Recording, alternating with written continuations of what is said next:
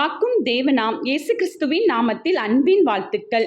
லேவியராகமம் 19ஆம் அதிகாரம் 18ஆம் வசனம்.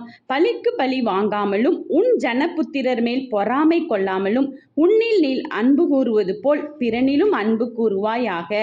நானே கர்த்தர். பிரியமானவர்களே, நம்முடைய கர்த்தர் நம்மை பார்த்து கூறுகிறார், நீங்கள் யாருக்கும் பலிக்கு பலி வாங்க வேண்டாம், எல்லாவற்றையும் நான் பார்த்து கொள்வேன். அதே போல நம்முடைய ஜனபுத்திரர் மேல் எந்த ஒரு பொறாமையும் நமக்கு இருக்க வேண்டாம். தேவனே நமக்காக எல்லா காரியங்களிலும் முன் செல்வார். நம்மில் நாம் எவ்வளவு அன்பு கூறுகிறோமோ அதே போல மற்றவர்களையும் அன்பு கூற தேவன் நமக்கு கற்பிக்கிறார். எனவே எல்லோரிடமும் நாம் அன்பாக இருப்போம்.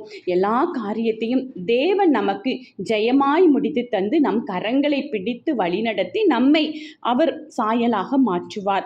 ஒரு நாளும் எதற்கும் கவலை வேண்டாம். ஆமென்.